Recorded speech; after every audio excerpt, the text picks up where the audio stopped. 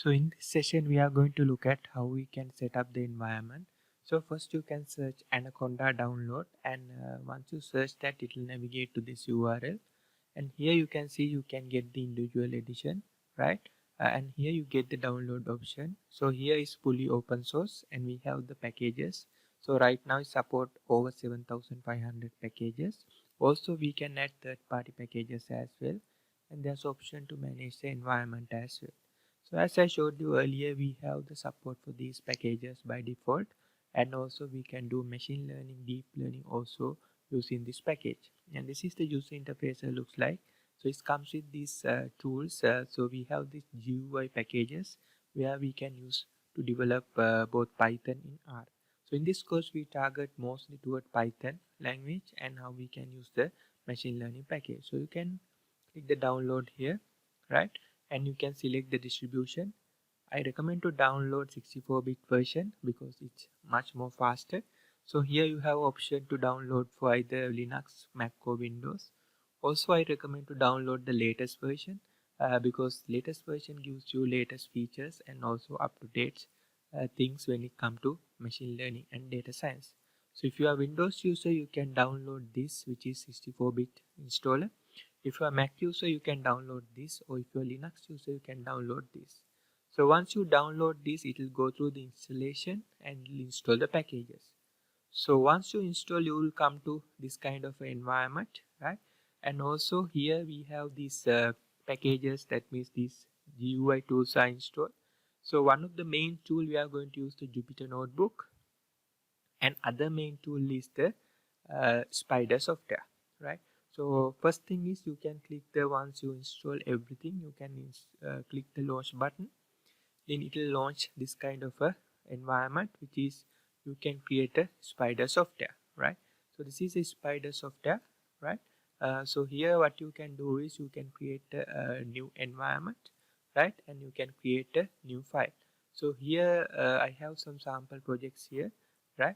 So once you create a new file, you get the empty environment and project, right? So always you need to remember what kind of project environment you are going to work on, right? Based on that, what you can do is you can select the environment and then you can work on that. So here I create empty one, so you can easily create file new, and you can get this kind of a empty one like earlier, right? So once you get an empty one, what you can do is you can start implementing some code, right? So once you get the empty one, it looks like this, right? Then here you have this console environment, right, where we get the output window, and we have the variable explorer, file explorer, and a help, right? So in the next session I will highlight more things in here, right? So at the same time I will launch the Jupyter Notebook as well in order to demonstrate that software. So these are the two softwares that we can use in this environment, right? Where we can use to develop our data science packages, right? And there are goods and bads while using these two packages, right?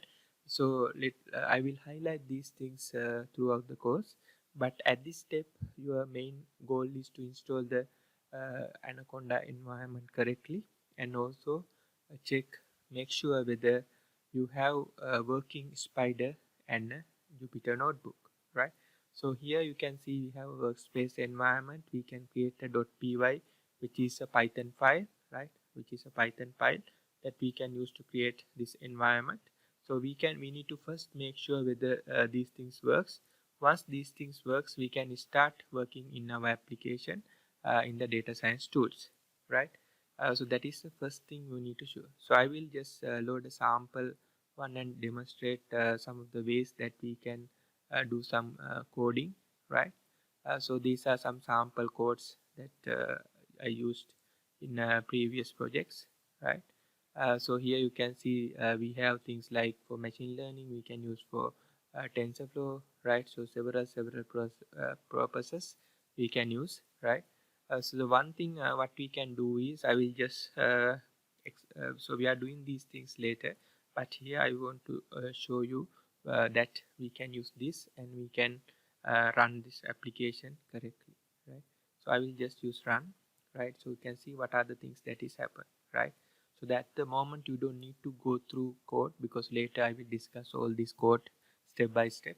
But right now I just want to highlight the software spider and what we have did, right? So normally if you want to get output, we need to use the print command, and here we are going to print out and see what are the data. So when we can execute this command like this, and here you can see the output in the console. So additionally, this software give another benefits, which is called variable explorer. So you can double click this and see what are the content in this data structure visually. So that is another benefits compared to the next software I'm going to highlight, which is the Jupyter Notebook, right? So let's look at Jupyter Notebook environment, which is this one. So here what we can do is we can create a new file, right? So we have this option to create a new file. So here I will create a Python file, right? So the Python file you can create like this. So here I can name this file, right? Let's say create something like hello, right? So I create something like this Python file, right? So you can see Jupyter Notebook running in the cloud or the browser. So we have a URL here, localhost / notebook / hello.ipynb. So ipynb is literally a Python file wrapped around a Jupyter Notebook, and here the execution is a bit different, and there's goods and bads when you compare in the code. So one thing is you can use this cell environment to write the code, and you can use this plus button to create multiple cells, right? And you can execute cell by cell, but in the previous software, in the spider, you need to execute everything at once. You don't get the option to select as cells. So let me copy the previous code here, right? So here I can set something like this, right? So let me run this, right? So you can see the similar output, and also if I do this, right? And if I put S here, then you can see it's the same output.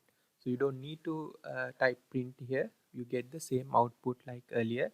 And also you can separate these by tab special these cells as well. So for example, you can do something like that. So it's really good for code separation, right? So here the importing part and here the coding part, right? So likewise you can do the separation here, and also we have option to run cell, run all. Likewise we have option to run these things, right? So this is called a Jupyter Notebook file, and this is give the same output, but here we have option to do the separation, right? So for example, we can execute this cell individually from this cell, but here we don't have that option. So you can see here we don't get that option to select either this part and this part. So if you run this button, everything runs together, but here you get the option to select only to this to execute or this to execute. So based on several requirements, you get the goods and bads of this.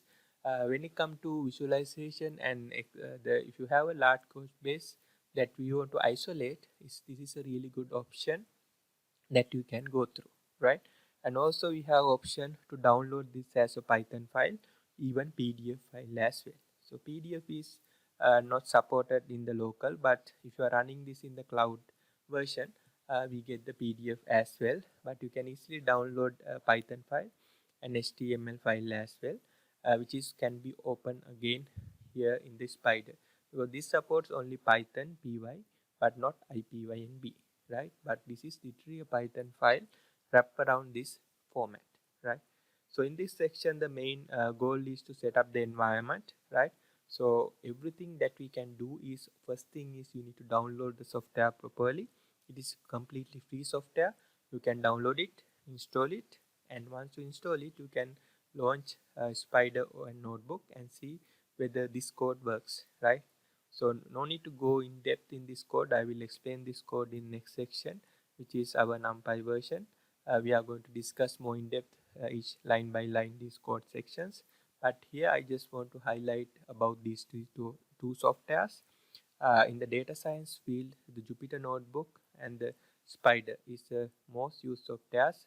When it comes to Spider, you can see this variable explorer. So this is a unique feature.